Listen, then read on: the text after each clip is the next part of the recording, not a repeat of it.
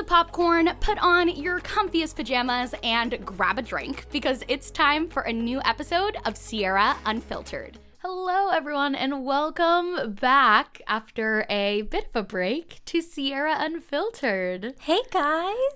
We didn't know if Skylar was going to be here for the beginning of... Are we going to call this season 2? Yeah, let's call it season 2. Okay, season 2. Let's do it. But we're going to break the rules. This is season 2, but we're still going to call it episode 25. Okay. Because I don't want to, start the episode numbering over again. That sounds difficult. It's kind of like when you get married, and then people are like, how long have you been together? And you have to be like, oh, a year and a half. But really, you've been together for, 6 years. Right. And you're like, but, we've been married for a year and a half, but we've been together for... So I feel like we don't want to start and be like, okay, well, our second season has 1 episode. Yeah, we just want to be established. This is the 25th episode that falls into our second season, which is pretty crazy. I know. That's a lot of episodes. That is a lot of episodes, and it's crazy thinking I don't know, even just how much has changed since we launched the podcast. You weren't pregnant, which is I was pregnant, but it wasn't announced. That's right. Because I was pregnant at our promotional shoot. That's right. And then everyone was like, oh, what's this promotional shoot for? It's pink and blue and this, that, and the other. And people were guessing that, one of us was pregnant. Right. Which we didn't have any intention of going in and hyping that. If that was the intention, I would have leaned into it more. Would have just, had a lot more hands on stomachs. Yeah. Oh, gosh. But yeah, episode 25, season 2. It's so crazy. So what you drinking? I'm drinking good old ice water. Oh, me too. Cheers to that. Cheers to being hydrated in 2020. Woo-woo. But yeah, I am back for this episode. Mm-hmm. We were planning on filming 1 last week, which would have meant that I was here for 2 episodes. We're talking about maybe filming 1 next week. Depending on if Baby P decides to show up early to the party. So we shall see. This might be my last episode for a while, or we might have 1 more. Yeah, and then when Skylar's gone, it's, I think, mostly going to be Steven filling in. Maybe a couple other extra guest hosts here and there. Yeah. You guys had some good comments of people that you wanted as guest hosts. I saw Kenzie. I saw my mom. I saw Austin. I saw Carley. Mm-hmm. I saw Kyle. Mm-hmm. Would Kyle be able to, or would he be too busy? Kyle would so be able to. Okay. Kyle eats this stuff up. Okay. Because I don't want to be like, oh, Skylar is taking time off for the baby, but I'll take her husband away from her. No, you can take Kyle. Please. I mean, honestly, he would love it. Kyle and I would be a riot on the podcast. That would be 2 Sierras. Yeah, without you and Steven holding us back. Without the moderation. You guys would just have to, I don't know. Carley would be like, oh no, I lost the footage. Bummer. She's all, I really don't think this is great for your brand to show how just wild and obnoxious we are. Yeah, just all the Pokemon Go talk. All the everything. Speaking of wild things that you and your husband are creating, what's your bump date? I didn't know where that was going. I thought you were going to be like, are you trying to induce labor at all? Or I didn't know where that was headed. My bump date is that I'm almost in labor. So I am almost 38 weeks.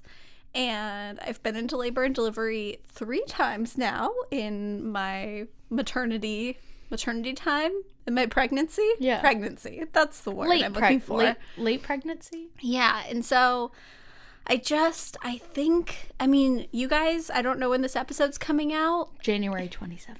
So I'm due on the 31st. Yeah. So if I haven't gone into labor by January 27th, I feel like I'm going to be surprised.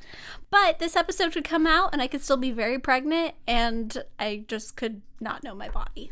Follow Skylar on Instagram to find out, because I'm sure that's going to be the first place you post it, right? Yeah. Probably? Yeah, I'll post, his name and that he's healthy and happy and maybe good. I'll share whatever Skylar posts on the community tab of the podcast so you guys can see that, too. That's very sweet. But yeah, so that's my bump date. So I've almost gone into labor multiple times. And then I've been having contractions. I've been having all these things. And then the other day I fell down the stairs, 2 days after I had been into labor and delivery. And that morning I had gone into a doctor's appointment. And so I was like, I really don't want to go into the hospital again. But, like, I fell down the stairs, so I needed to. Yeah. So I just feel like I've been in and out of there. But everything was okay, right? Everything's good. Good. Everything's good. I'm, like, progressing a lot, so we'll see. How are you feeling? Like, emotionally and physically? So, emotionally, I feel so excited and, like, so happy. I think that there are times where I think I just have a lot of pregnancy hormones. Like, I posted the other day because I realized that Olive is turning 3 this year, and I just started, like, hysterically crying. Like, I was sitting alone in bed, and then I had the thought, and I just had, like, a meltdown. And then I was like, what is going on? Like, it's not like it's her birthday this month. It's not like nothing prompted this. So I feel like I'm very hormonal, but I'm just so excited. And I think I'm a little impatient, which I wasn't expecting. I feel like I've always thought of myself as someone who's like, you know, like, when the time's right, like, I'll know and everything will be magical. And I think that I keep thinking of it from the perspective of, like, he's fully cooked in there, and, like, the sooner I get to meet him, the more days I have with him in life. Yeah. But you have a day with him while he's still in the womb. I know. But I feel like it's like, I don't know. So we'll see. But I'm feeling pretty good. Yeah. Physically, I'm just, like, I'm having a lot of contractions, and, like, some days are better than others, but... And you guys moved into your condo, so you have the baby room. Condo. We have the nursery set up, which is very exciting. And I feel like all of our home projects, like, I feel like Kyle and I are always people who are going to have things on our, like, to-do list for, like, we'd love to renovate this, or we'd love to make this door, like, a sliding barn door, or whatever. But, like, the bones of everything are done. Like, everything's unpacked. Like, all the toilets have been replaced. Like, all the, like, working, functioning stuff is taken care of. That's so exciting. Do you have a sister update? I do. Well, so I got my period in late December. Yeah. And so I'm supposed to ovulate, like, we're filming this on, what is it, like the 15th? Mm-hmm. I'm supposed to ovulate, like, yesterday or today, but I haven't noticed any symptoms on any of the ways that I'm tracking it. So I'm thinking I probably won't be ovulating this month, or it'll just be later. But I'm really, really glad that, like, I got my period, and so I'm, like, getting closer to getting back on track. So, sorry to interrupt you.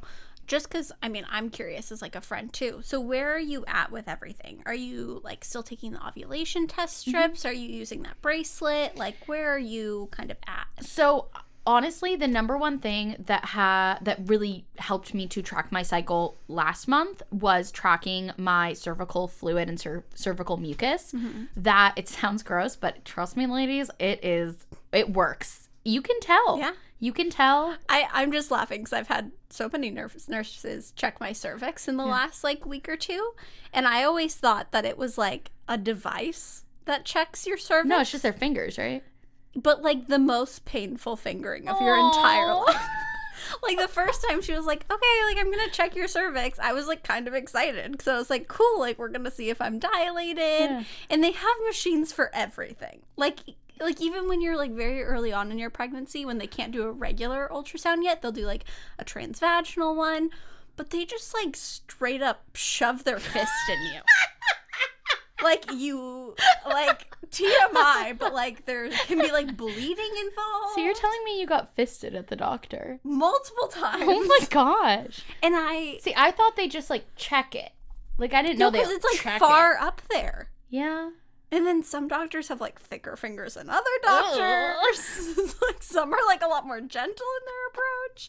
But so now when they're like, okay, we're going to check your cervix, I'm like, ugh. And I, like, look at their hands. And I'm like, how bad you need, like, a woman with, like, very delicate hands. Yeah. So, sorry. No. I did not know that was a thing. I knew they checked it with their hand, but I didn't know. Well, because also everything's done in centimeters. So, it's kind of like, how good are you at knowing, like, the exact amount of centimeters? Well, I mean, because it's like, oh, okay, you're like 2.5 centimeters dilated. Like, how are you that good at gauging? Also, do your fingers spread like 10 centimeters apart?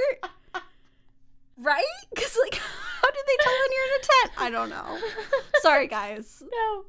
This is the stuff that I want to know about pregnancy before I get pregnant. Because no one else Pick an OBGYN with very delicate hands. I'll be like, I'll be like going in to meet them, and I'll be like, could you remove your gloves, please? I'd like to see what I'm working with here. But so I've been tracking my cervical fluid and cervical mucus, which basically is a good indicator of where you're at in your cycle. Yeah. And then I've been taking ovulation strips still, but only when I think I'm near ovulation. Gotcha. Because they're not very accurate. They're not, I shouldn't say very accurate. They're not always accurate for people with PCOS, but I have so many of them that I already bought on Amazon. It doesn't hurt to take them. Yeah. And then I am wearing my Ava bracelet, but I haven't been super consistent with it because you have to charge it every day. Like, it runs out of a charge the next day. I thought it would be something, because it doesn't really do that much. It's just tracking but stuff. It's on for like 8 hours a day, right? Yeah, I guess. It just seemed like I should be able to charge it once, and it works for like a week. So I haven't been very good about remembering to charge it. But yeah, I've been tracking those things. And then, how has your experience been with that bracelet? Because I know we got a decent amount of comments asking about it. Yeah, so the thing is, it's when I said I was trying it, people are like, that they say, it doesn't work for people with PCOS. The thing is, they can't say that. They have to say that because they haven't done tests specifically on women with PCOS. Gotcha. But they have to say that about like every variable in someone's health. That makes sense. So while, yes, it's not specifically formulated for someone with PCOS, it's still going to be accurate in tracking body temperature, heartbeat, things like that. And it doesn't hurt other than the hit that my wallet took because it was kind of expensive. But like there's nothing that I lose by doing it. So for me, I'm like, I might as well. Maybe it'll work, maybe it won't. And because both my dietitian and my OBGYN recommended it, I was like, all right, I'll give it a shot. Yeah, totally. Why not? Yeah. Well, and I feel like too, since you are like documenting this whole process, it is like an interesting thing too. To like, if that's what ends up like helping you track it, like that's a super interesting outcome. You know, you might as well be the most informed that you can be. Yeah, I think it's one of those things too where it makes me feel like I'm in control. Yeah. With so much of Steven and I trying to get pregnant is out of my control. Yeah. That if there's something that, even if it probably won't work, if it might give me another element of control and another element of being able to track everything, I'd rather do it for my own peace of mind. Oh, absolutely. Yeah. So, do we want to get into our hot takes? Oh, yeah. Okay, so we both have Star Wars themed hot takes, which I'm very excited about. Well, Sierra asked me, she was like, do you have a hot take for this week? And I was like, oh, I bet I can think of something that's like pregnancy related or whatever. Like, we haven't filmed in almost a month. Yeah. So, like, obviously there's something that's going to come up. I was like, what's yours? And then she said hers was Star Wars themed. And I was like, I have some Star Wars opinions too. So, do you want to go first or should I? I think you should go first. Okay. So my hot take, I'm looking at the outline to see how I worded it. Okay. So my hot take, first of all, is that Star Wars Episode 3 is the best Star Wars movie.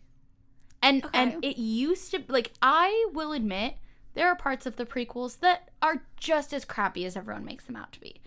But also, I find myself watching the prequels just as much as the original trilogy, maybe for different reasons, but because I love laughing in Episode 1 at all the stupid things that Anakin says, and I love just, like, rolling my eyes at freaking Jar Jar Binks and Boss Nass. Like, that is what I want. And Duel of Fates is, and now I'm talking about Episode 1, which was not my hot take, but, like, Duel of Fates is great in Episode 1. Anyways, I think the prequels are not that bad. Some of it is ironic enjoyment, but it's still enjoyment. Mm-hmm.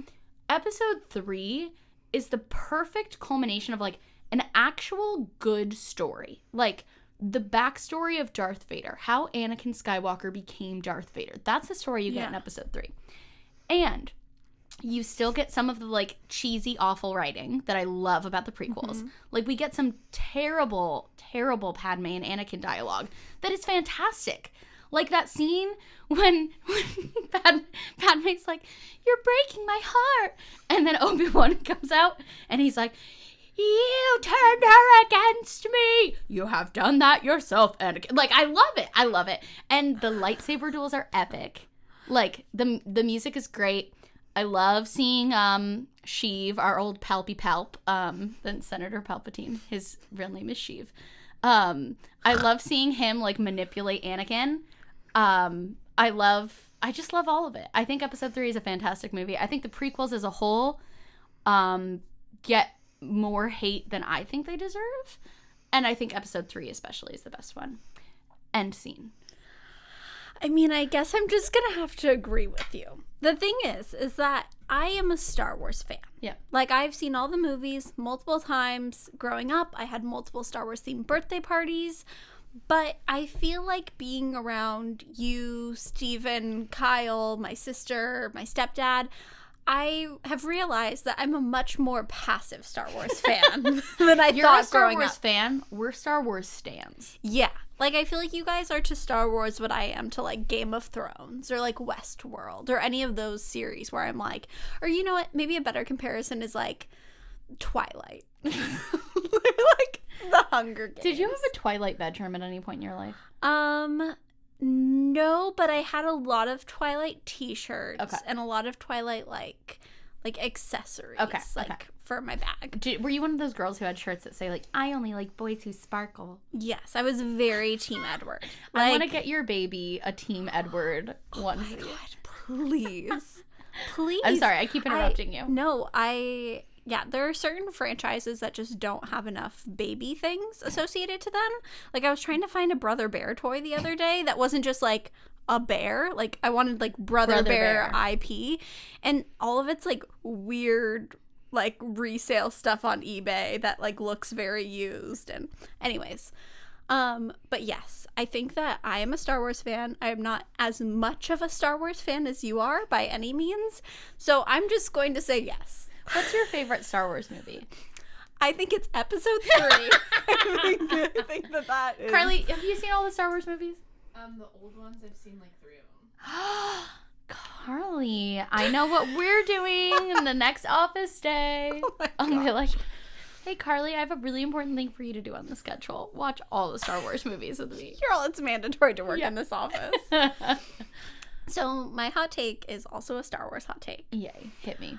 I think that Babu Frick and Baby Yoda have done more for the Star Wars franchise than anything has since Jar Jar Binks was a character. I hate your love for Jar Jar Binks. I hate it. I love Jar Jar Binks so much. And I love Baby Yoda, but more than Baby Yoda, I love Babu Frick. Like I agree with your love for Babu Frick. Like, if I had to pick 2 Star Wars characters that, like, were just like the end all be all, maybe even just 2 characters in all, and out of any franchise ever, I think it might be Babu Frick and Jar Jar Binks. What do you love so much about Babu Frick? He's just, like, he's so great. Because the thing is, Baby Yoda is adorable. Yeah, but like, everyone loves Baby Yoda. Everyone loves Baby Yoda. It's not very, like, cool to like Baby Yoda, because, like, everyone likes Baby Yoda. Also, his features are, like, objectively cute. Like, he's really big eyes. He's meant like, to be cute. Yeah, like, he's just, like, he looks like a plush character. Yeah. Babu Frick is not cute. Babu Frick looks like my grandpa. And he talks like an old man. He's like, hey. And he's like so little, but like have you listened to the Babu Frick song that's on YouTube? No, I haven't listened to the Babu Frick song. Someone wrote a song about Babu Frick. And it's all about how like they say droids will take your jobs, but like Babu Frick, like, he can hold his own in the industry, and like he just Please, can we get Kyle to link that in the description? absolutely. I played it so many times. It's on his YouTube history. See, that's for sure. the kind of Star Wars stuff that you watch. The Star Wars stuff I watch is like the history of the Sith from Battle of Yavin and before.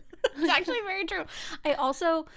I even more than the Babu Frick song, I'll recommend, someone did a cover of Dear Theodosia, but they did Dear Baby Yoda. Oh, I have not heard that. It's so good. It's like all of my loves combined into one. But See, I support your love for Babu Frick. I think Babu Frick's great. I can't support your love for Jar Jar Binks, and here's why. Because I think you saying that Jar Jar Binks is your favorite Star Wars character is like you saying that Frankie Jonas is your favorite Jonas brother. Like Nisa disagrees. He's a big Frankie Jonas fan. My friend, I posted like as a joke on Twitter that I wanted someone to make me a Babu Frick like crochet toy for my baby, and then my friend Jen was like, hey, I'll like actually just do that like for free as your friend, like that sounds like fun. And I was like, great. And then we were like texting about it, and then as soon as I stopped texting her, I was like, crap, I should have asked for Jar Jar Binks. But I bet they make Jar Jar Binks like plush toys. But like, I just like you walk into my baby's nursery. What if I made his nursery theme? Not Star Wars. Jar Jar Binks. I would love that for him. I love that. I mean, he kind of sounds like he's gonna turn out to be a Jar Jar Binks. They say he's like tall and skinny and like he's like very like active with his limbs.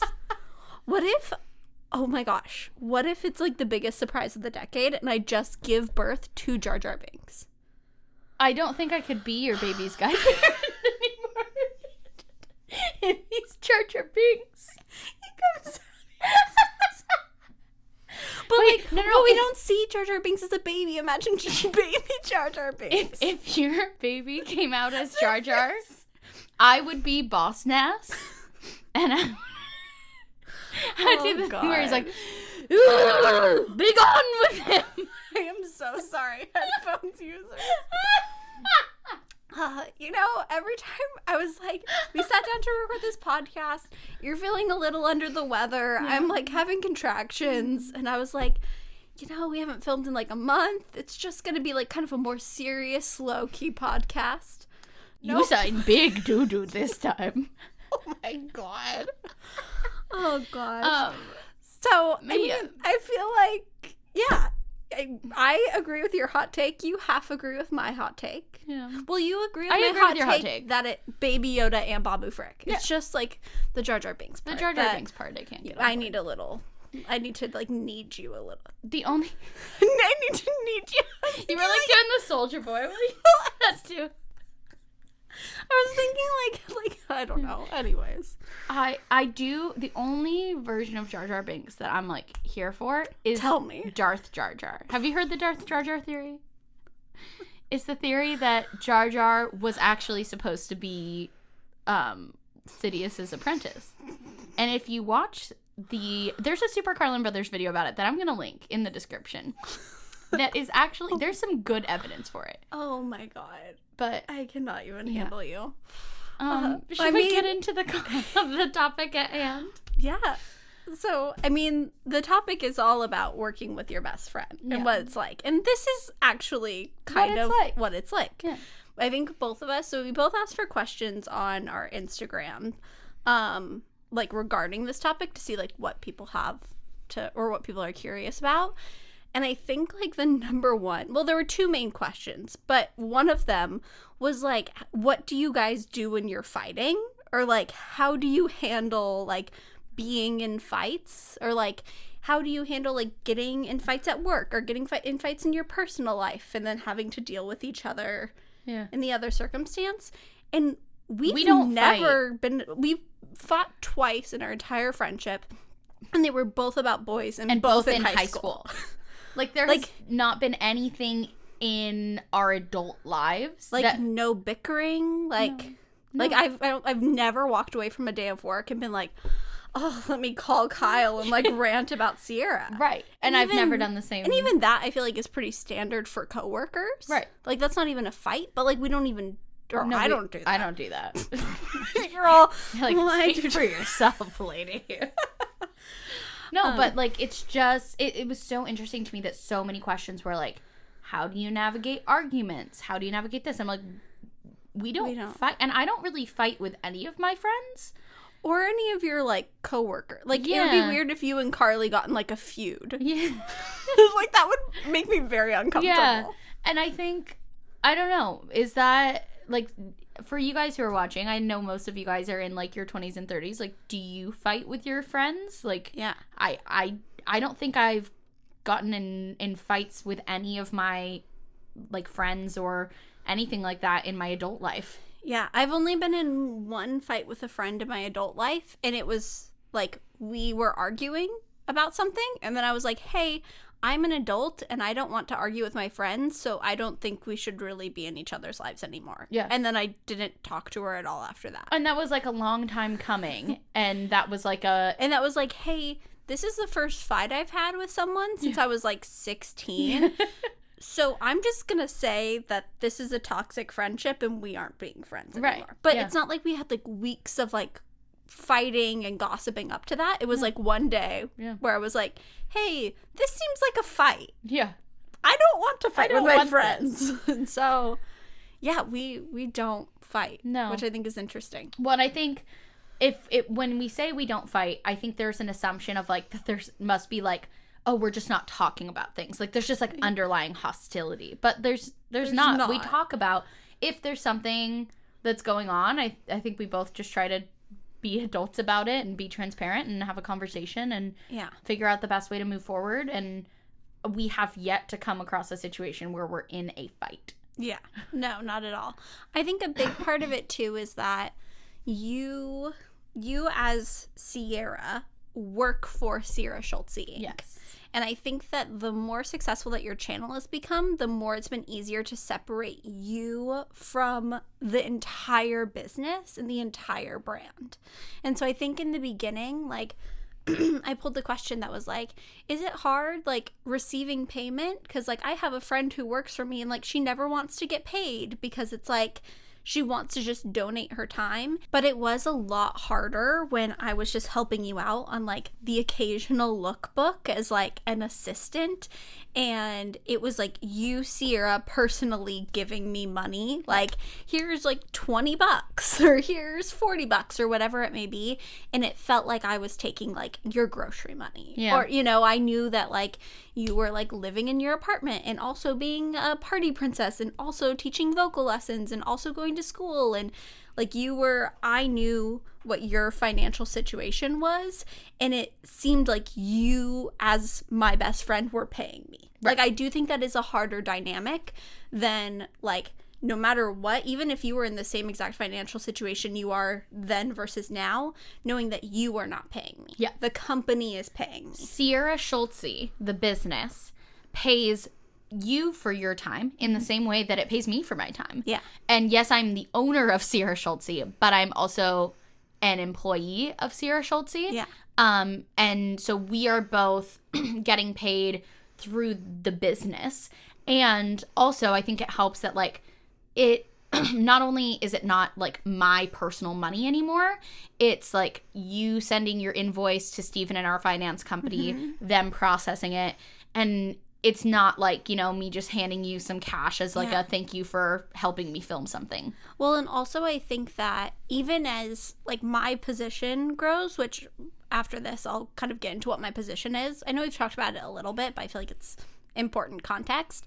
But I feel like recently in the last like 6 months or so, my position has been kind of shifting on the channel of like even us doing this podcast together. Like when we're negotiating things, it's like, this is going to Sierra Schultzzie, the company. This is going to Sierra. This is going to Skylar. And so I feel like having that separation is so nice of not like, okay, well, Sierra is the one who's like paying for the editors and paying for this, that, and the other. It's like, no, that's the business. This is Sierra as a person. This is Skylar as a person. Right. And I think it also makes it easier to like, I don't know, keep our friendship and our business relationship separate, but also help them work together. Because the reason that we make such good business partners is because we're best friends. And I think us being business partners also elevates our friendship. Yeah. And so those things have to work together, but we also have to make sure it doesn't get messy. Yeah. You know? No, absolutely. And I also think that like having the team expand has helped so much of it's not just you and I doing everything anymore. Like Stephen is now pretty involved in stuff, and like your management's involved, and Carley and Jessica and editors and everyone. It feels much more like working for a production company than like I'm working for Sierra and everything has to go through Sierra. Well, I think the other thing that's interesting is neither of us, like, you don't work for me. You work for Sierra Schultzzie. And I also work for Sierra Schultzzie. And that might sound just like semantics, but it really does make a difference. Yeah. Because, so for example, like paying for everything for the podcast, like that was a substantial amount of money to launch. We had to pay for the promo shoot, the photographer, the videographers, the editing, the channel art and everything, Carley's time editing the podcast, the setup, the equipment, paying for... Even just the time to negotiate brand deals, as we're starting to get more brand deals. Right. It was a lot to launch.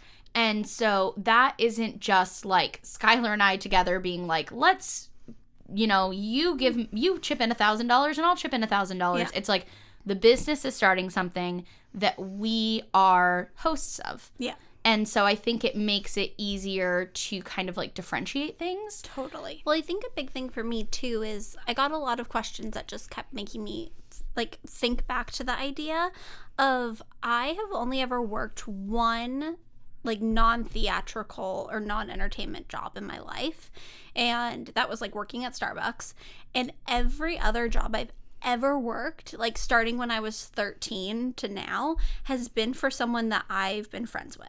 Yeah. Like I have worked for like I've worked for companies, like I've worked for like the California Center for the Arts or San Diego Repertory Theater or whatever, but my supervisors were people that were my friends. And so even like we hired Jessica onto our team, and Jessica has been my assistant for years. Right. Like I would get contracted to design a show, and then I would reach out to Jessica and be like, hey, here's my associate budget. Are you interested? And then I'm her supervisor. Or like one of my best friends, Zach, he, for a while, I was working as his assistant, and then he started his own company. And so then I was working for his company, and a lot of times he would be my supervisor, but I felt like that changed our dynamic a lot in the same way that our dynamic changed when you became Sierra Schultzzie Inc. Versus Sierra Schultzzie. Right. And so it's a really nice feeling to know that yes, you are working for your friend, like that's all I've ever done, but to know that it's not like coming out of their pocket and it's not all on them, you know? Well, and I think for me too, it makes me feel more comfortable knowing that like the business, like I don't have to worry that like, oh no, what if something happens and 1 month, like, I don't get enough brand deals or I don't get enough this. Yeah. Like, what if I can't pay Skylar? That has never been an issue because Sierra Schultzzie Inc. is separate from Sierra Schultzzie the person. Yeah. Which is nice. Like, I literally think that Kenzie and Steven are probably the only two people who are, like, in any sort of friendship circle of mine who I haven't worked with in some capacity. Which now you kind of do because they both work on the channel. Well, I feel like not... Like, I don't work with Kenzie at all, even though she works on the channel. Right. I do work with Steven, but yeah. Okay, should we get into some questions? Yeah. Oh, let me explain my job a little bit. Yes.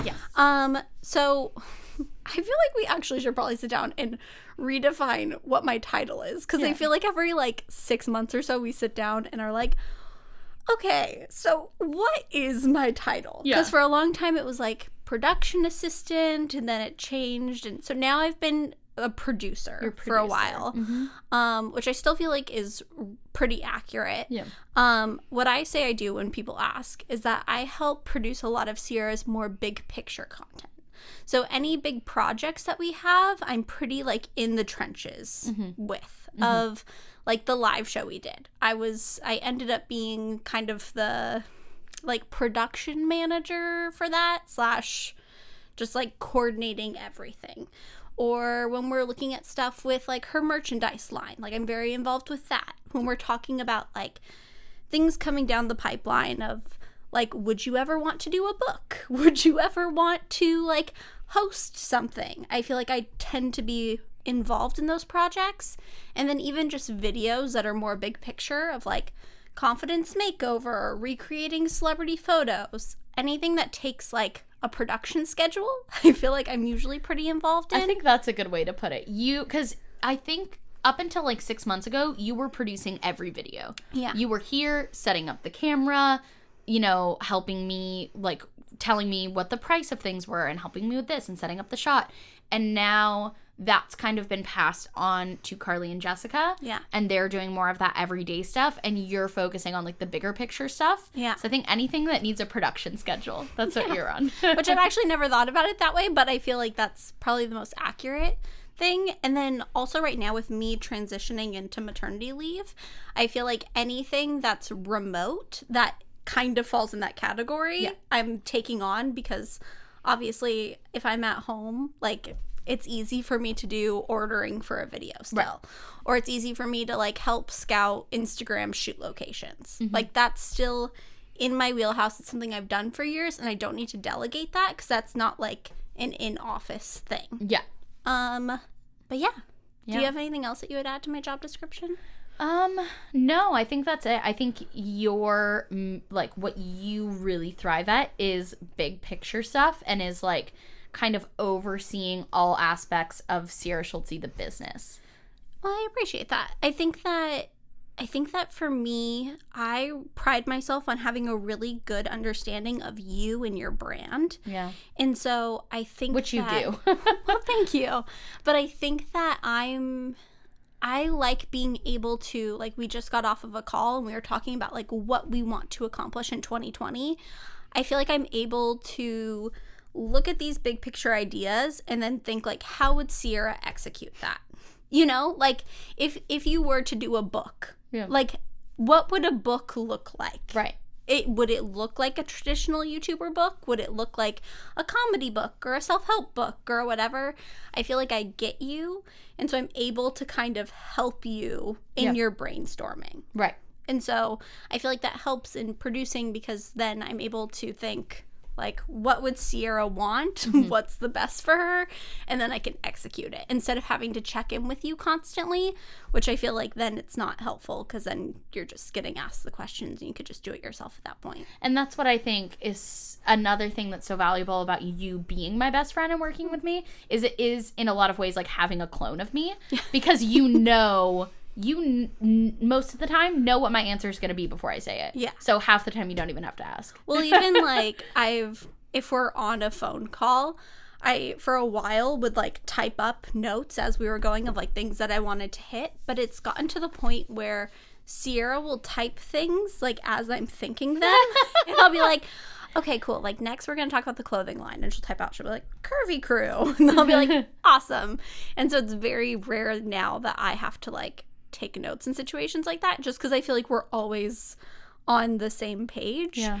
Or even when people are like, do you have any more questions? Like, the question that I would have had is the question that you have. Or I feel like vice versa. Yeah, and no, so for sure. It's very helpful that I feel like our brains think in very similar ways, business-wise. Oh, absolutely. And it's just cool getting to, like, I don't know, see you grow, too. Mm-hmm. And, like, watch the skills that you took from your production background, like, work into my channel. And, like, just how much more professional you've made everything since you started working for me. That's very sweet. Like, I didn't know how to do a production schedule before you. And I didn't know how to, like, set up all these different things, and you're just so good at it that I think it makes me and my business more professional. Well, but I think not just to make this like a love fest on each other, but I think it's really helpful. One of the things that we were even talking about today is I feel like one of your best qualities when it comes to like running a business is that you have always been really great about recognizing when it's time to outsource and when it's time to grow, and then making those changes. Of like even today, us being like, okay, if we want to accomplish X, Y, and Z in 2020, is there anyone else who we have to hire? Yeah. Like, do you need an agent? Do you need a publicist? Like, do you need an entertainment lawyer? Like, who do we need to bring onto the team to be successful? Right. I feel like a lot of people, especially in social media, because you can do most of the things. Like, if you're a successful YouTuber, chances are you started out doing all of the jobs that you're now outsourcing. Right. You started out editing. You started out setting up your own camera, setting up your lights, planning your videos. And so I feel like it can be like a sense of pride to give up those things. And I feel like you've always been very good at being like, if someone can do it better than me, and that means that I have more time to do what I am the most skilled at and the things that I'm irreplaceable for, then yes, let's hire someone. And so I feel like as an employee, that's super beneficial because it means that I, in turn, also get to spend time doing the things that I'm good at.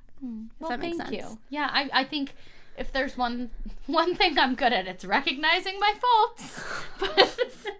But actually, like, I think I'm someone who I try to be very aware of the things that I'm good at and the things that I'm not, and trying to bring on people who are good at the things that I'm not. Well, and I think a lot of times you are equally as good, or you could do as good of a job as some of the people that you bring on, if not better. But the point is that your time, it's not valuable for Sierra Schultzzie Inc. if Sierra is spending her time doing X, Y, and Z. Right. Like, you are needed. Whoa, my voice. You are needed as, like, the face of the channel. Mm-hmm. You're needed as the heart of the channel. Like, we will, like, do video brainstorming together, like, you and I. But at the end of the day, the videos really have to come from you to be genuine. Right. It has to be things that you're passionate about, especially since we'll hop on the occasional trend on your channel, but we try not to. It's mostly just like what is Sierra interested in? Like, even today we were doing video brainstorming, and I was like, okay, so we've talked about MLMs. We've talked about the secret Gucci outlet. We've talked about, like, these things. What's something else that keeps you up at night that, like, you are interested in? And then let's figure that out and sculpt a video around that. Right. Because I feel like people can recognize and see passion when it's pure. Which I think you just cracked the code on why some people don't like when YouTubers get a team. Yeah. Because I think maybe sometimes we, as YouTubers, outsource the wrong things. Yeah. And then it becomes less genuine. Because I don't think it's inherently less genuine or less relatable content to have a team. Mm-hmm. Because, you know, that's what's going to happen as your channel grows. You can have higher production value and you can outsource things so you can focus more on the creative. But I think when people start outsourcing the creative and coming up with the concepts and, you know, writing a script, I think that's when it starts to feel manufactured. Yeah. Because at the end of the day, like, I could bring on a 20-person team, but I'm always going to be the one who's coming up with the video ideas and then, like, writing the outline and writing the script. Yeah. If there's a script. Sometimes there's not. Like, that's always going to be me. And I think that if I had someone else do that, that would not feel genuine. Yeah. Well, and even one of the questions that I screenshotted was asking what both of us would do if YouTube just, like, ceases to exist, or if your channel dies, and I think, I mean, I have a couple answers to that question, but my first thought is that, like, we are trying to build Sierra Schultzzie as a brand and you as a person to be more than just YouTube. Right. But, like, YouTube is, at least for now and hopefully forever, going to be, like, your main platform. Yep. Like, we aren't trying to transition Sierra into being, like, an actor extraordinaire or, like, a model or any of, like, it's not. I think a lot of YouTubers have gone down the route of, like, my goal is to be a mainstream celebrity. Yeah. Like, my goal is to be on the cover of magazines. My goal is to be an actor, to be on Broadway, to be this, that, and the other. And I think that's absolutely wonderful and amazing. Right. But your goal is to be a good YouTuber. Yeah. And I think that the things surrounding that we're doing are just kind of, like, building up your repertoire to where if someday in the future you aren't doing YouTube anymore, hopefully you're established enough in, like, the person that you are that we can kind of shift into traditional. Right. You know? That's a good question, though. If, let's say, everything Sierra Schultzzie dies, except for me, the human. Like, let's say the YouTube channel, not a thing, Instagram, not a thing, like, any other things I was doing, it's just done. What would you do? Would you get another job, or? I think at this point in my life, I would probably be a stay-at-home mom for a couple of years. Yeah. I think, I mean, we'll get into, I'm sure, like, what my plans are for maternity leave and stuff, but I think that I really am transitioning into doing a lot more remote work, and then a lot more, like, coming in to film podcasts or coming in for big shoots, and less, like, I'm very grateful that I have a partner who is salary and, like, if needed, he could support our family financially. I pride myself on being, like, a working woman. I think that there's absolutely nothing wrong or nothing even, I don't know the word. I think that being a stay-at-home mom is just as valuable as being, like, a woman in the workforce, if that makes sense. But for me personally, I feel like I've worked really, really hard to get to where I am in production. I've, like, developed a lot of skills. I've, like, struggled a lot. And so I think that it's important for me to always have that part of myself. But I think if tomorrow you came to me and were like, I'm really overwhelmed, I'm quitting everything, I probably would just be a stay-at-home mom. And I, like, maybe would look into, like, doing the occasional Instagram sponsorship. Like, yeah. But I think that would be Sugar Bear hair. on that. No. How about, like, yeah, no. But yeah, so I think that's where I would be at. Yeah. I think, what about you? Honestly, I think I would try to work as, like, a consultant for like brands and YouTubers, because I think I've learned so much from doing this. Like, I would probably go try to get a job at, like, my management company, Fullscreen, or I'd try to get a job, like, at YouTube, or like working for a big brand and being being that brand's, like, representative to work with YouTubers and that kind of thing, because I feel like that's one of my favorite parts about this in the administrative side of YouTube. Like, there's so much that goes into brand partnerships and strategy and all of that. I think it's so fascinating. Yeah. No, 100%.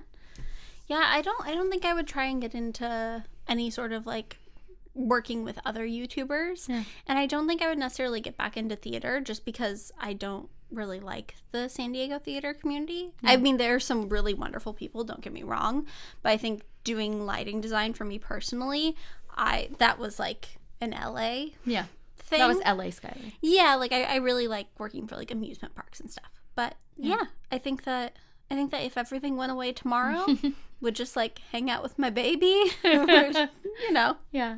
All right, well, we're going to answer your guys' questions about what it's like to work with your best friend. But before we do that, let me tell you a little bit about this podcast sponsor, which is Cash App. I'm so excited that we're working again with Cash App in the new year. We absolutely love them. Cash App is the #1 finance app in the App Store, and it's a free app that makes it super easy to instantly send money to your friends. So when we go out to dinner, we don't want to worry about splitting up the bill. We can just Cash App money back and forth, makes it super, super easy. And Cash App also comes with the Cash Card, a free debit card that comes with boosts, which are like instant rewards for shopping at the places that you already love. So you can get big discounts off your entire purchase at places like DoorDash, Target, Whole Foods, and a ton more. It is literally like having credit card perks, but packed into a free debit card. And we're also so excited to be working with Cash App to support one of our favorite organizations, which is the Trevor Project. The Trevor Project is an amazing organization that provides resources and crisis intervention for LGBTQ plus youth. I really, really love the work that they're doing, and one of my New Year's resolutions was to support more charities and more causes that I really believe in, and I know Skylar feels the same way, and we just think the Trevor Project is awesome. So we're so excited that Cash App wants to work with us to help support them. So when you sign up for Cash App and use the promo code Unfiltered, not only will you receive $10, but Cash App is going to donate $10 to the Trevor Project. So download Cash App from the App Store today, use promo code Unfiltered, and we're super excited to be working with Cash App. So thanks, guys. Thanks, Cash App. Okay, so let's get into the questions from our lovely Instagram followers. Scrolling through all the ones about, do you guys ever fight? Do you ever argue? Because we already talked about that. This is a good one. How do you manage to do anything? Me and my BFF just start talking and can't finish anything. So I think that, I guess we didn't do that today, but most times where we know we've gone a decent amount of time apart, we'll factor in like 30 minutes in the morning. That's like catch up, touch base, and then we'll get into our work day. And I feel like that helps us a lot. And even if we don't factor in that time, it's not like she just walks in, we sit down at our desks and like silently type. Like she'll walk in, hey, how's it going? We'll talk for 5 minutes. And then we'll kind of talk about what our objectives are for the day. I always make a production schedule for, well, not really a production schedule, but it's just like a schedule for the day of everything we need to do. It's color-coded for everyone who works here. And then we'll kind of decide what order we want to do the tasks in for the day. And there are some things that we can talk while we do, which is nice. Yeah. We also take a lunch break every day, and we talk for 45 minutes on our lunch break. There are some times I will say that we've gotten sidetracked before. Yeah. Whenever there's like a big thing that happened and we want to talk about it. But I think that that's normal for any office. Like, yeah, I think, absolutely. You know, if you work in, like Steven in the job that he works in his 9 to 5, every single day people are walking in and out, talking in the hallway, going down to the bathroom, getting some snacks. Like, yeah. Like, that's a normal office culture. Also, I feel like, I mean, it's hard because I haven't worked in an office before. I've only worked in the theater. Yeah. But I feel like this job has the least amount of, like, interpersonal talking out of any job I've had. Because usually there's a lot of, like, workplace gossip happening of, like, oh my God, did you hear when, like, Billy said that to Stephanie? And then you can get distracted talking about, like, things that are happening in the office. Right. Whereas we don't sit down and be like, oh my God, when Carley said that to Jessica, that was so crazy. Like, I feel like we're pretty good about talking on our lunch breaks or talking if, like, we're both ordering for videos and kind of passively doing things. Yeah. I think sometimes in the morning, if either of us are having big life things, we'll get a little distracted. But I think that makes us better workers, too. I agree. Like, I think it would be really hard if we just came in every day and we're like, hello. And I think we give ourselves a little bit of room to, you know, be best friends and talk about what's going on in our lives.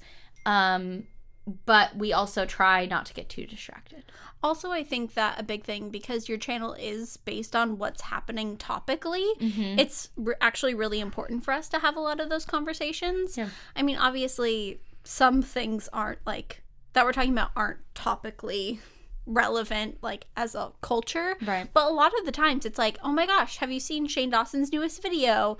He's dropping the merch on this day, so we should really get around to ordering that right when it comes out. Right. Or, like, I don't know. Just things that are happening in the zeitgeist of, like, oh, did you see so-and-so's video about Visco girls?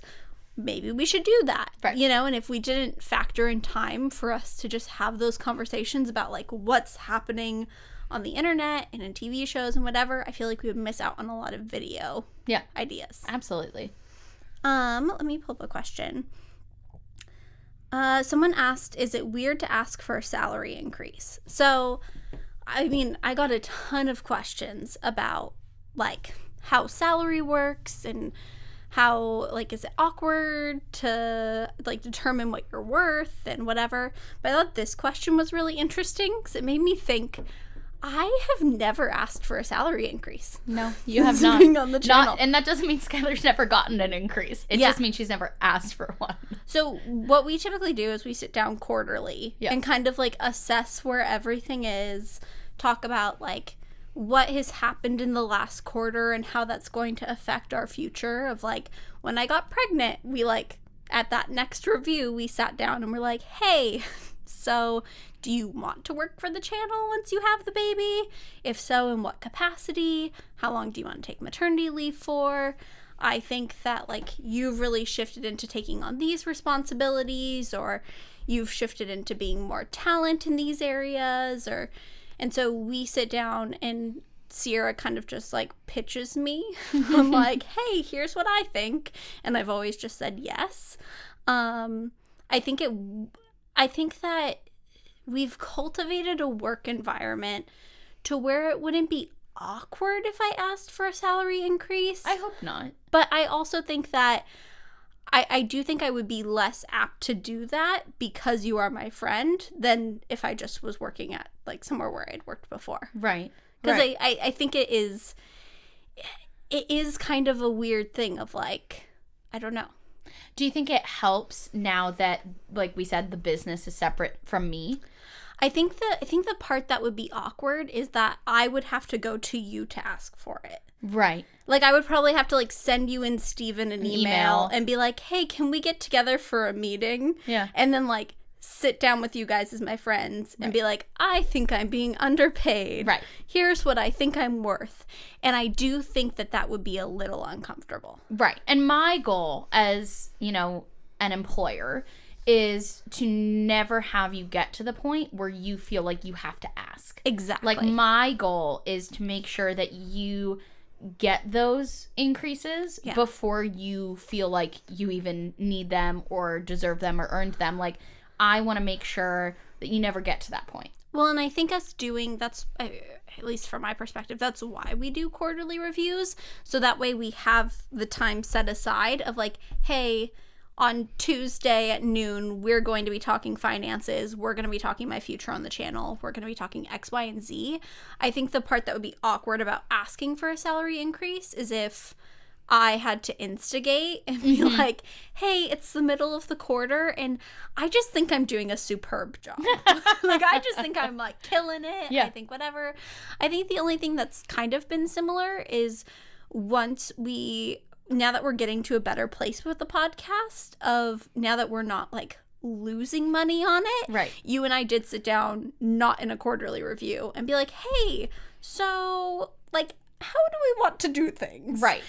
But that still was both of us initiating the conversation. And then it was really like, you and I talked about it a little bit, but then it was mostly me and Steven dealing with everything. And so I feel like it isn't awkward asking for a salary increase because I haven't had to ask for one. Which makes me happy. Yeah, exactly. Like, that's what I want. Which means that we're in, like, a functioning good work environment. Yeah. But I just thought that, like, I got a bunch of really questions asking me, like, how do I ask to get paid more? And the answer is that I don't. Yeah. So. Well, and we try to keep that. So we have those quarterly meetings.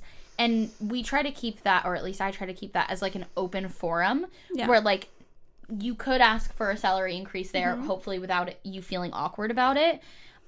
You can also come to me with, like, any, like, I would hope that you would come to me with any concerns, like, if they happened immediately and they were a big thing, but just little things that you hadn't really thought about. Like, oh, yeah, it'd be nice to, like, have a bigger desk, or, like, I think we would benefit from newer computers, or, like, little things like that of, like, hey, what do you need to make your job easier? Yeah. Well, and a lot of things happen at that quarterly review of, I feel like I've come to you before and been like, hey, we've worked with this, like, freelance contractor a couple times, and I've had X, Y, and Z experience with them, and just want to let you know. Because sometimes if you're on set, there will be times where you're like, oh, this person's, like, kind of annoying me today, or whatever. But I think that those are the times where we can be like, hey, what's working, who's working, like, let's evaluate. And I feel like that's really an open forum for us to kind of have those conversations. But and I think that's because it can be awkward to just bring those things up in the middle of the day when we're sitting at our desks and turn around and be like, hey, so did you ever think about, like, upgrading the computers here? Like, or hey, I want a different this, or we should do a different that, or we should work more with this person. So it's nice to just be like, let's talk about everything. Yeah. Well, and I feel like that kind of leads into a question that I got a lot too, that was like, is it hard to, because Sierra is your boss, but, like, asks you for feedback on things? Like, is it hard to give her, like, candid feedback? Is it? I think that in the beginning it was a little hard of, like, because especially when your channel was really focused on, like, your personal style and, like, your lifestyle, I think it was harder because I didn't want you ever to feel like I was critiquing you. But I think nowadays it's literally not hard at all to give you feedback. Good. That makes me happy. I think it's pretty easy because I think you also give me feedback, and it's kind of like I'm also not critiquing, like, things that you're doing personally. Yeah. I'm saying, like, hey, do we want to talk about Curvy Crew? Like, what are your thoughts on how all of that is going and on the branding of that? It's not me coming at you being like, I think that this thing that we worked so hard together on isn't working. Right. It's me being like, hey, I've been thinking a little bit about this. What are your thoughts? Right. But yeah, I feel like we've created a pretty open, I hope so, place. Okay. So how did you guys end up doing a podcast together? Ooh. So the original idea for the podcast was the Curvy Crew podcast. Mm-hmm. We came up with it at a YouTube workshop. Mm-hmm. We went to a YouTube workshop called Expanding Your Brand, and you had to pick one of 3 tracks to go on throughout the day. So it was either podcast, merchandise, or what was the other one? Was it brand deals? And so we were like, okay, how do we want to expand our brand? And we're like, okay, we already have merchandise. We do a lot of brand deals. So we'll go on the podcast track for the day. And so we learned a lot about how to launch a podcast. And both of us are really big podcast consumers. Yes. So it had been something we had talked about for forever. We had just never sat down and like flushed out what it would look like. And so that workshop gave us a full day with like a packet of like, what will the intro to your podcast be like? What will this be like? Yeah. And so we really got to flesh it out. Most of what that, I wish I could had that packet, because most of that is not what this podcast is. But the original concept was that it was going to live on my main channel, and that was going to be my Tuesday video, because that was when I was posting twice a week. And every other week, it would be Skylar and I, and we call it like a curvy chat. And we talk about something to do with body positivity. And then on the opposite weeks, I would have a guest. And so instead of Skylar, it would be that guest. Yeah. So that was the original concept. Workshopped that a little bit more. Went through a couple iterations that involved Skylar not being on camera for the podcast at all. Involved her being for every episode, alternating. And I think for me, it was really important for Skylar to be comfortable with the capacity that she was on camera. Yeah. Because this is really the first thing that you've done as like a personality online. Yeah, well, and also I know we've talked about it briefly. I feel like we talk about the Brandy Melville video like it was like a traumatic event, which like it kind of was. But that was right when that had just happened. And so I think I was very, very timid about like putting my face on camera. Yep. Like I just didn't. I think especially since this is really like my beliefs, and it's not like me being in the background of your vlog. This is me saying like I've said some like pretty controversial things on here. Honestly, I'm like, surprised we haven't gotten like in trouble. I know. Stephen said that to me the other day. He's like, with how much you guys talk about on the podcast and how open you are, I'm surprised no one's gotten like really offended. Yeah. No. I've seen a couple of comments of people like disagreeing, but everyone's always very polite and respectful, and just kind of explains their point of view. And I don't think either of us ever truly believe that like we are 100% in the right and the opposing viewpoint is wrong. Like I think that everyone has like a different perspective in life and whatever. But I think that I was really nervous, especially when we were talking about putting it on your main channel, of having my face be on your main channel that was like nearing like 750,000 subscribers every other week. Yeah. I think that was like a very daunting thing. But then we realized that it's awkward if we have to rely on getting a guest every week and you're just interviewing them. But then it's awkward if I just leave for the episodes when you're interviewing people, because most of the people we wanted to interview were like both of our friends. Right. And so it kind of came to a spot where we realized that the best conversations, that sounds so like self-involved. The best conversations that we have are just us candidly talking and having kind of like a conversation goal of like, our goal today is to talk about working together. But the first 40 minutes of this podcast were not about us working together. No. They were just like us like goofing off and whatever. But that's like what's interesting for other people to listen to. Right. And so, yeah, I think it was a very interesting thing to get to this spot, because I also am always very conscientious of, I never want to seem like the person who's like kind of like piggybacking off of your fame. Like, I never want you to think that like I want to sign on to the podcast because like I want Instagram followers. Or like you know what I mean? Yeah. Like, to this day, I've made $0 off of like the internet other than like working for you. Like I've never accepted a sponsorship. I've never done anything, and that's not my goal, but I feel like I was very conscientious, and I didn't ever want you to feel like I was petitioning to do that. Which I never did. And Like, I've never felt like that. Like even when we talk about, because we love doing the live show so much, we were talking about like maybe doing some sort of tour, and I feel like I'm always very conscious to be like, but like it doesn't have to be a podcast tour. It's so funny. We were on this call and my manager is like, yeah, I think a podcast tour would be like a great idea. And Skylar was like, okay, so I think that, but like I don't know if I should like say that, because like, so Nick, from like an outsider's perspective, like, do you actually think a podcast do you actually tour think that would be like the best iteration of a tour?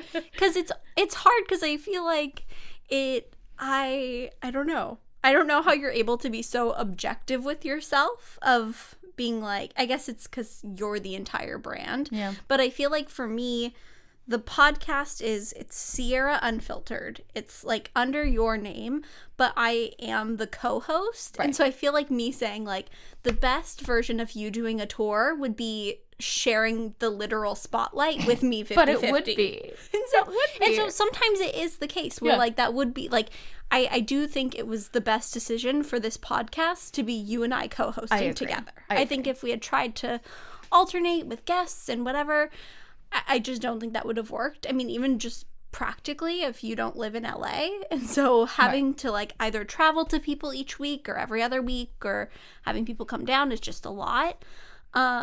But yeah, sometimes it is hard to be like, I do think that it would be the best for me to be involved in this. Well, and I think it was undoubtedly the best decision to have the podcast be you and I every week, casual chatting about whatever.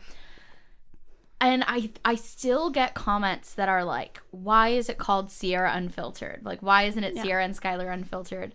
And I think, you know, obviously part of it is just branding. Like, it just makes sense for it. And also, like, that is also what Skylar wanted. And I think that's important for people to know and to remember is that, like, it's funny that you're worried about it seeming like you're trying to steal the spotlight and you're trying to do this because I'm worried about people like it seeming like I'm trying to take all of the spotlight. That's and so it's so funny that both of us are worried about that. No, I literally, no. I mean, people have like commented and even sent me DMs like roasting me before for saying like I don't want to be an influencer. They're like, well, you are, so suck it up. Which like I understand, like I get it. Yeah. But at the end of the day, I feel like I love body positivity and I love being inclusive. I love all these things, but like that's your brand. Like even just to like the point of before I was pregnant, I was like, I only ever shopped in like straight sizing or traditional sizing. Like I'm not at all like plus size or mid-sized. And so I believe in body positivity with my whole heart. And I don't even want to say I'm a body positive ally because I don't think that there are allies. I think either you're in the body positive community or you're not. But I don't ever want people to feel like I'm someone who isn't in like a marginalized body type, like speaking out and trying to build a brand around like being body positive and accepting and whatever, if that makes sense. I mean, I think I see where you're coming from and like where that could be like like something that you're concerned about.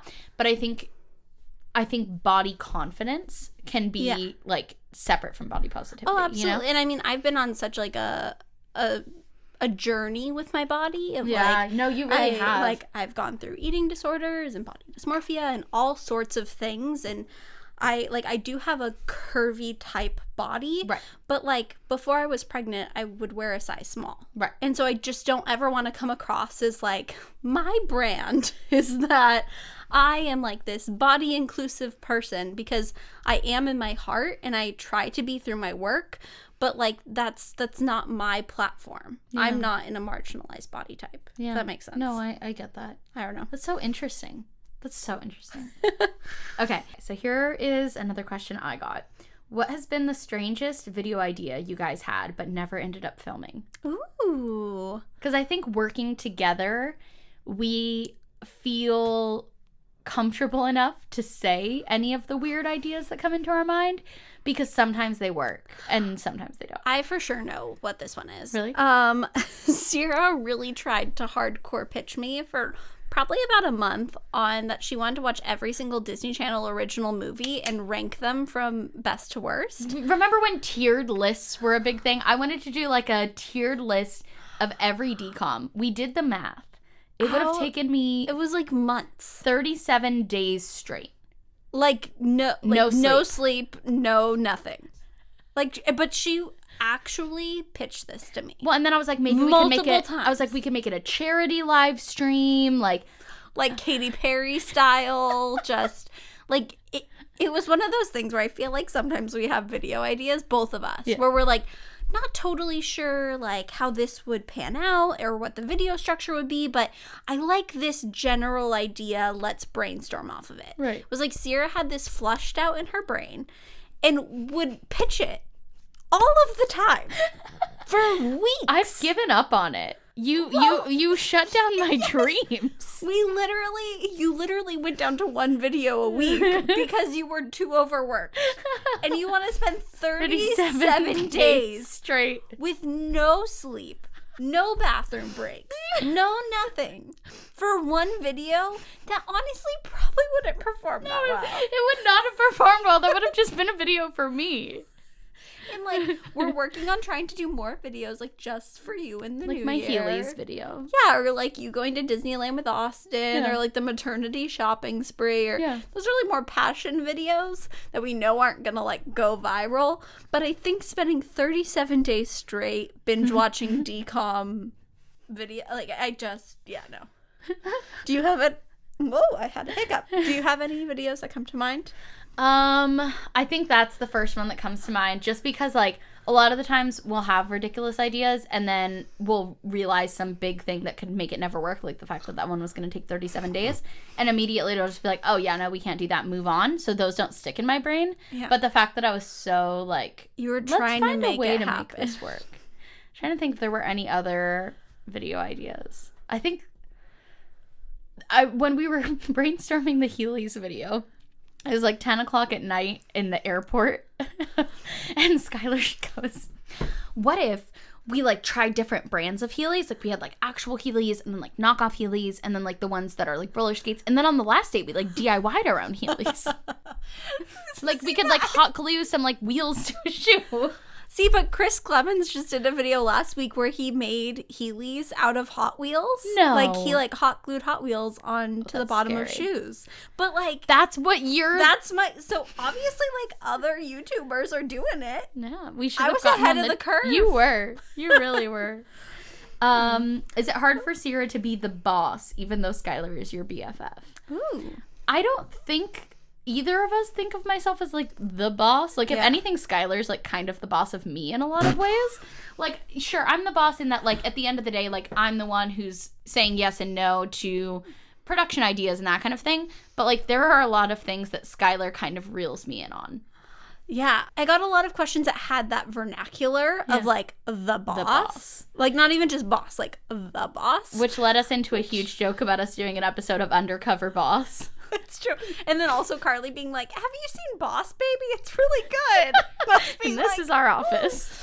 I think that I don't really think of you like that. I think that when the only time where I can ever think of a situation where you were, like, the boss was back when we were doing, like, Confidence Makeover. And we were, like, it was honestly a lot more stressful of a production day because it was, like, we were doing so much in one day. We had so many different, like, people working with us, and there were, like, it just was a different environment. And so I feel like in that capacity, I viewed you as the boss because you were the one making decisions. Yeah. Of, like, okay, we are an hour behind.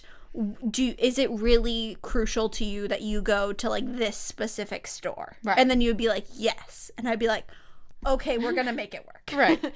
Versus I feel like in our everyday life, it's just, I don't think of you. I think of you as, like, my supervisor. Yeah. But not like you're like the head honcho and I can't ever say anything to you. See, I guess we could say like I'm kind of like the creative boss and you're kind of like the office boss. Like you're kind of in charge of like what's going on. But I think of you as the office boss. Really? Because you're the one who like decides on our schedule every day. You're the one who decides like who's doing what. Of like, you're the one color coding our schedule of like, this is what Skylar's doing, this is what Carley's doing, this is what Jess is doing. Yeah.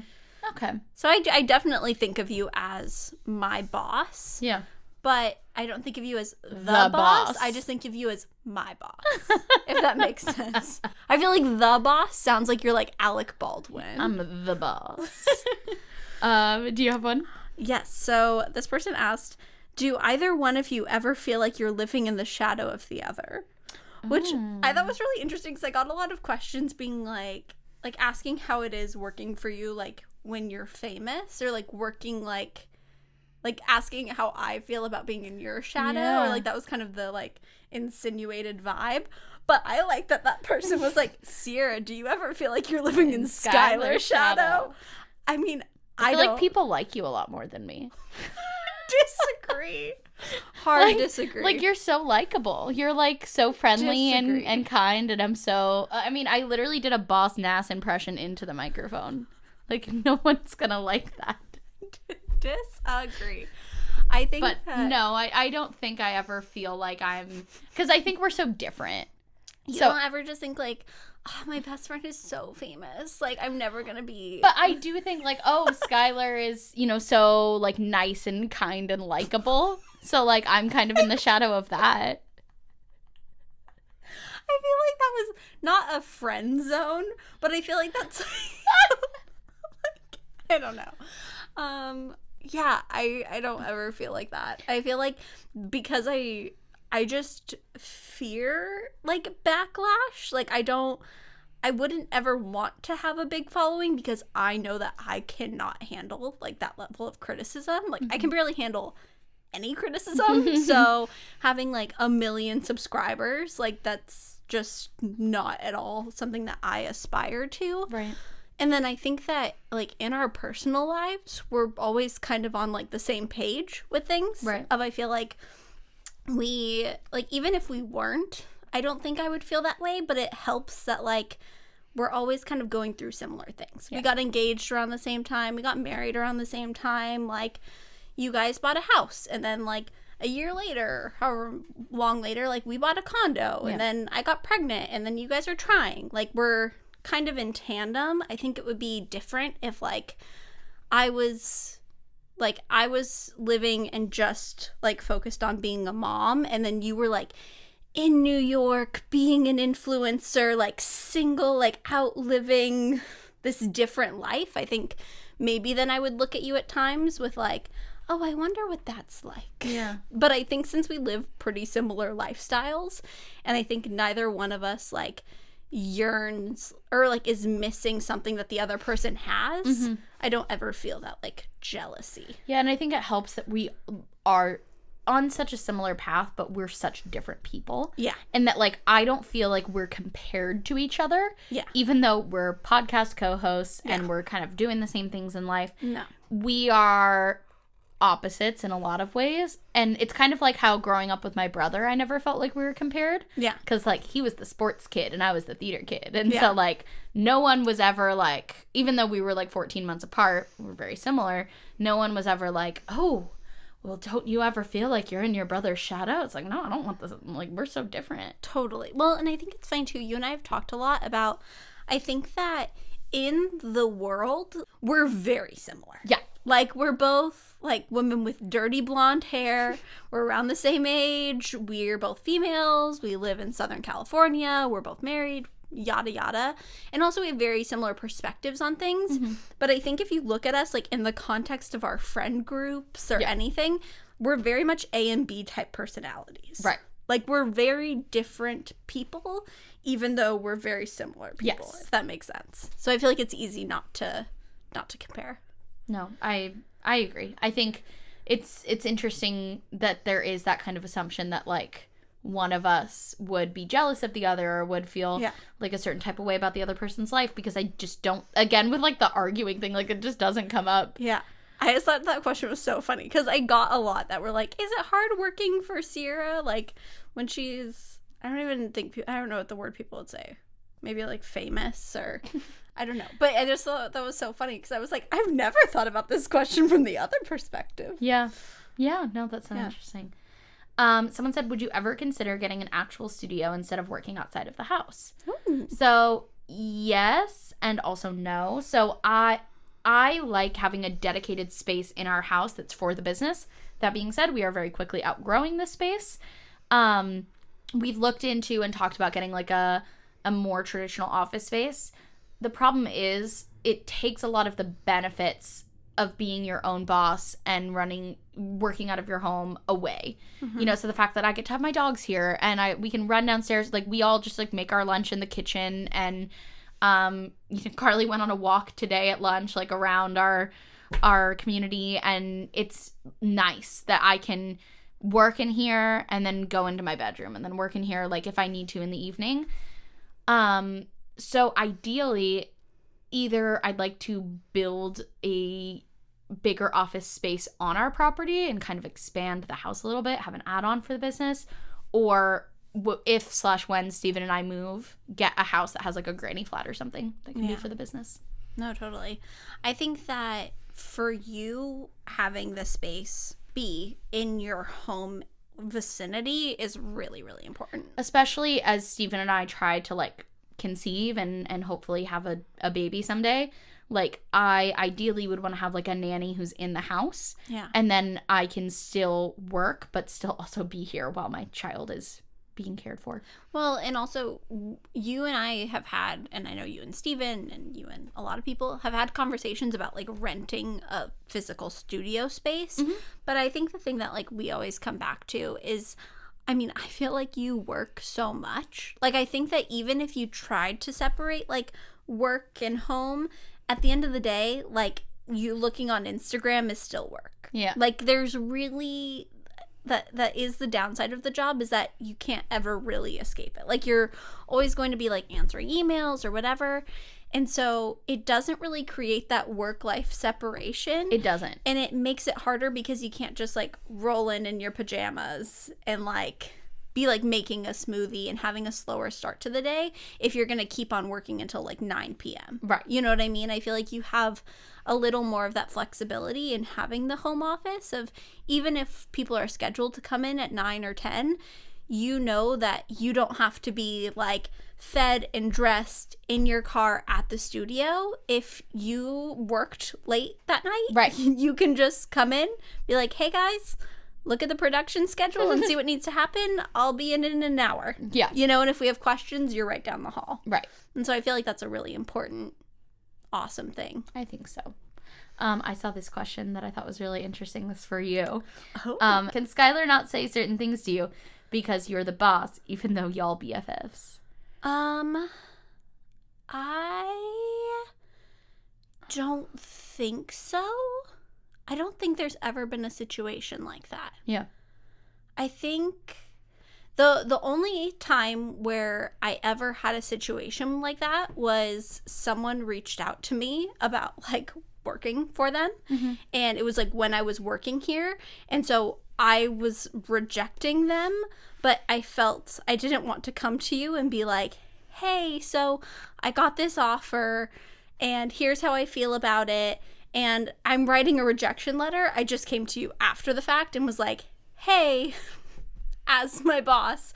And I think actually it came up in like a quarterly review because you asked me like how I was feeling about theater things. I was like, actually, I like turned down this position that like used to be my dream position, and it was like a no-brainer because I'm so content working here. Yeah. But I feel like that's the only time where something has come up where I didn't want to be your employee, being like, hey, just got this offer, gonna turn it down, but right. like... But also as a friend, if I wasn't... Then I definitely would have. You would have been like, oh yeah, this is what happened today. Yeah. But I feel like that's the only time I can ever think about something like that happening. Yeah.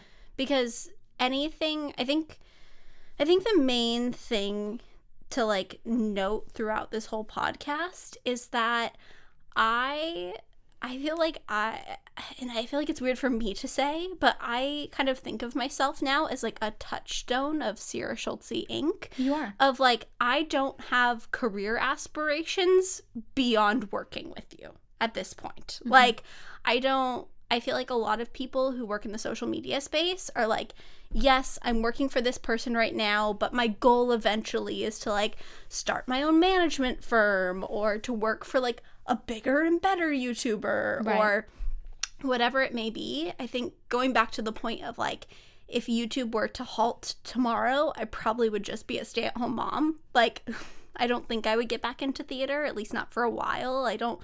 I wouldn't try and work in any other form of social media. Mm-hmm. I think really helps with these things, because I think that if I had some sort of like bigger objective of like, I'm going to work for Sierra for the next 2 years, but then like, we'll see where I'm going to move, or we'll see what my goal is. I think it's nice that we both have the security of knowing that like, there's nothing, not that there's nothing else, but like, I'm always going to be in your corner. Yeah. If that makes sense. Like, I remember when my channel really first started, like, growing about a year and a half ago.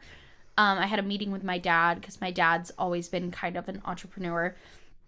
And I just was kind of talking to him about, like, so, like, what should I do? Like, how do I, like, build things out? And he was like, well, you know, and this was when it was just Skylar working for me. And he was like, so, you know, I would have a conversation with Skylar, like, see kind of where her head's at, because, like, I think everyone should have a right-hand man who, like, started at the bottom with them and they, like, grow together. And he's like, I think Skylar should be that person for you, but I think you should. Oh, thanks, Wes.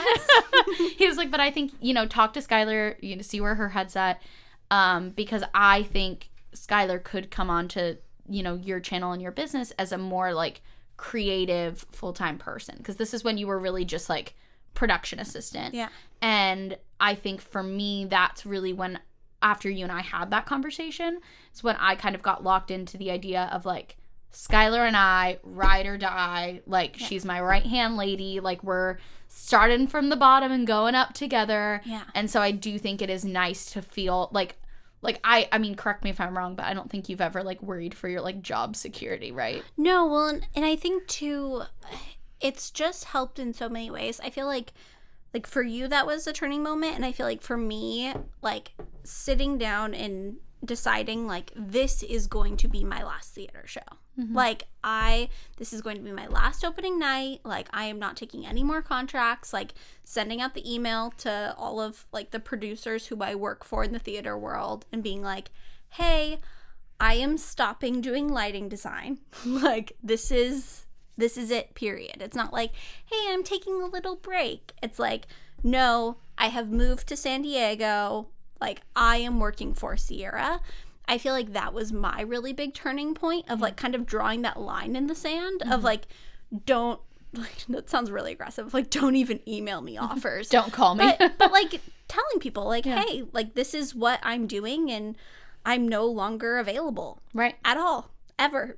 And I think that that has helped a lot in knowing that you know that I have that level of commitment. I feel like it makes me feel less guilty for, like, things like transitioning into motherhood, of being like, I am going to take a maternity leave. Like, I'm going to take time off when my son is a newborn, and then I'm going to, like, slowly transition back into working, and we're going to figure out together, like, what capacity that happens in, especially with you on your journey with trying of, like, when are you going to come into motherhood? And am I going to need to work more during that time to account for you not being there? Or is everyone going to take a break? Or I think us having that kind of security with each other and not being like, well, if I take 3 months off, like, I'm just going to get replaced. And, like, I don't know if I'll be able to come back, knowing, like, no, I'm important to the channel, I'm important to Sierra, and, like, I can take this time, and she'll be gracious with me, and then I'll be gracious with her. Of course.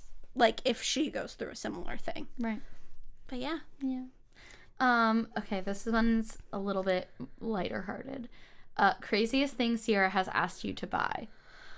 Ooh, Okay, so the first thing, I don't know if it's the craziest, but we were doing a Halloween video a couple years ago, and I had to buy a full body fishnet, like, outfit ensemble for a Taylor Swift costume, but full body fishnets only come crotchless and are like from like lingerie stores.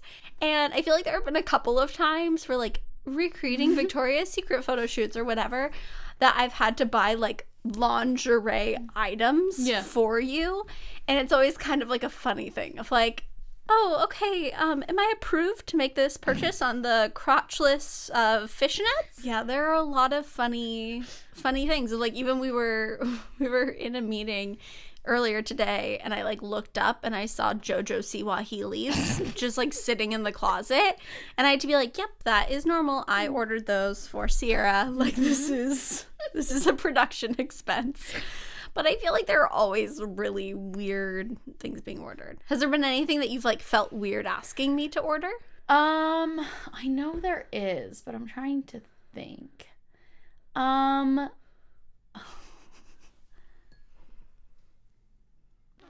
don't know. I think probably more just like the lingerie and stuff. Yeah. Like, I think bra videos and that kind of stuff of you being like, so I know you wear like a 40D, but this is a demi cup. Do you want more coverage? Yeah, because it's on video. I feel like it's the only time where, and it's like never even uncomfortable because I feel like I'm like your best friend and so whatever. But I feel like the only time where it's funny is if it's like a personal preference thing of like, hey, I'm ordering you underwear. Like, do you prefer like cheeky or thong or boy short? Like, when it's like I feel like it's easier when it's like I'm recreating this costume or I'm recreating whatever, and so it's just like I'm buying what I need to buy. It's a little weirder when it's like, what's your personal preference? That's very true. So someone had said, does Skylar get money from the podcast? Ooh. Which I think is really interesting. So I don't know if you want to speak on this. Yeah, so Skylar gets paid hourly for the work that she does on the channel. And then with the podcast before, because we were essentially like not making any money off of it for a long time.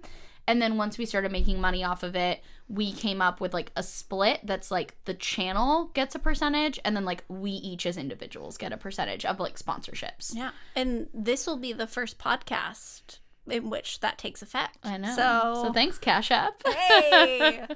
But yeah. Which I think is another thing where it's helpful with Sierra Schultzzie, the entity, being separate from us as individuals. Yeah. So it's like the entity takes money that's needed for production equipment and expenses and business license and editors and all that stuff. And even just factoring in, like, we're filming in your home studio. Right. Like, you guys pay mortgage to live here. And yeah, so this will be, I've made money in that I've clocked in for the other ones, but starting now, if there's a sponsor, I will start getting like a percentage of those proceeds. Right. And that's another thing where, like we were talking about, we like to have those like open dialogues. Yeah. Because I think that's something that's really important, and to make sure that we are, having those conversations and keeping it open and making sure that like Skylar feels like she's being compensated fairly. That's really important to me. Well, and also like really deciding what's fair, because I think that like it's really hard sometimes to actually like objectively sit down and figure out what is fair. Yeah. Because I think if like talking about the podcast, I think when we first went into that discussion, I was like, can I